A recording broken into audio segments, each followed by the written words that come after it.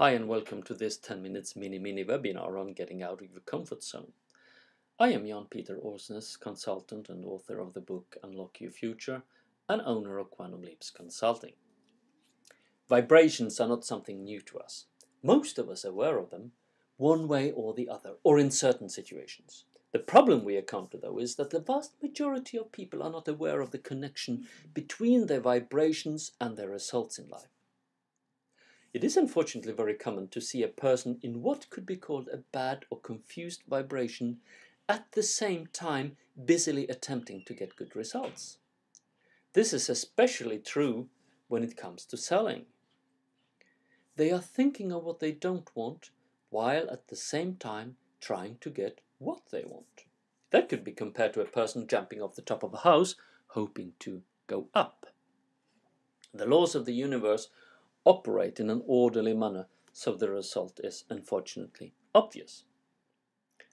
When you hold the image of what you want on the screen of your mind, you are vibrating in harmony with every particle of energy that is necessary for the manifestation of your image on the physical plane. By holding that image, the people, things, conditions, and circumstances you require are moving towards you and you toward them, because that is the law.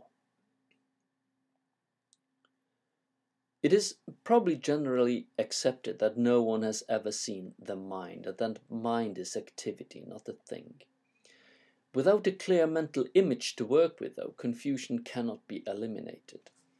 And this simple drawing on the screen will assist you eliminating any confusion by giving you a model to work with as we proceed through this session. The conscious mind on top is the part of you that thinks, reasons, and then naturally often referred to as the thinking mind.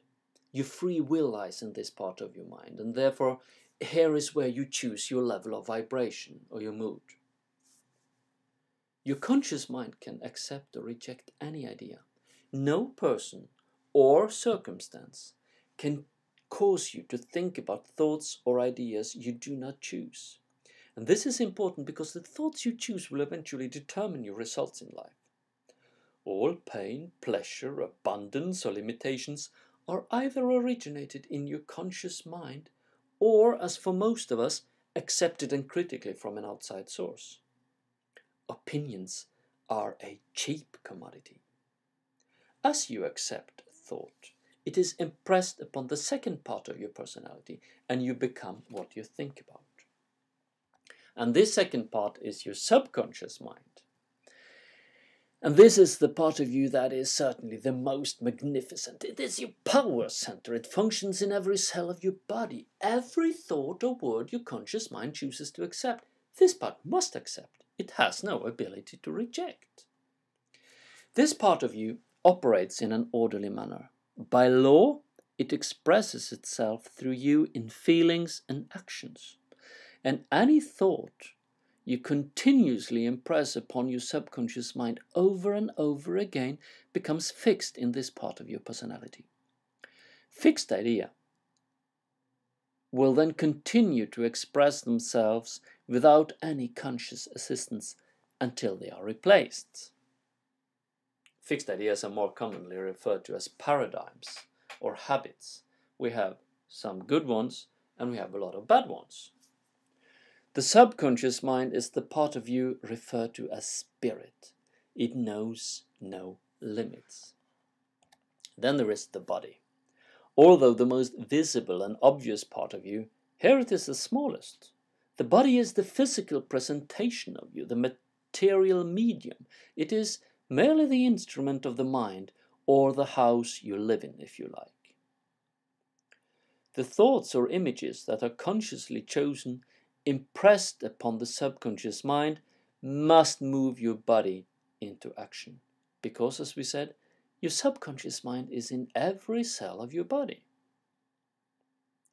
The actions in which you are involved determine your results. So, thoughts become feelings, feelings become actions, and actions become results. You have X thoughts, which create X feelings, X vibrations of your body, which leads to X results. So to change your results, then simply change your thoughts. The rest will follow. So what do you do when you get a new idea? You have to familiarize yourself with it, internalize it, get emotionally involved with it. Because when you start to impose this new idea upon your subconscious mind, you also challenge your own paradigms, your habits. And whether you like it or not, your paradigms rule you. These paradigms are often the reason to the gap between what we know we can and ought to do and what we actually do. To achieve the results we want, there are two laws, the law of attraction and the law of cause and effect. And if we want to achieve something, we have to take action. When we wish it, but don't act upon it, nothing happens. We talked about having a clear image of what we want. This clear image helps us avoid frustration, and frustration or worry leads to fear, and fear again leads to anxiety. This is not a good state to be in and needs taken care of. This is where the clear image comes in.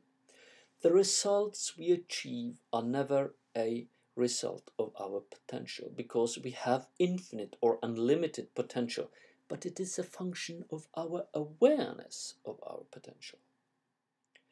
The potential, for instance, is never in the opportunity, it is in you. That is why the same opportunity may create different results for different people. The level of awareness of their potential varies. But then, as I mentioned, this bright new why idea comes popping in. We're in a creative mood, and it interferes with your paradigms. Because you start imposing this new idea on your subconscious mind. And the paradigms, they're quite street smart. They will tell you in a very smooth and convincing manner that this is a bad idea. It's too big for you. What if you fail? What will your friends say? Who do you think you are? You have a bright new idea where you see only the upsides and your paradigms only see the downsides. And that is why you have to get emotionally involved to conquer your paradigms. But they are really convincing, and your doubt, worry, fear, and anxiety creeps in, whether you like it or not, and make you bounce back to your comfort zone. But if this idea is the right one, it will come back. It will come back to you. And at one stage, you are getting so emotionally involved with the idea that there is nothing stopping you. You can flip to and fro from being in this state and back in your comfort zone, but if it's the right idea, it will come back to you. And then, at one stage, you will get so emotionally involved that there is nothing stopping you.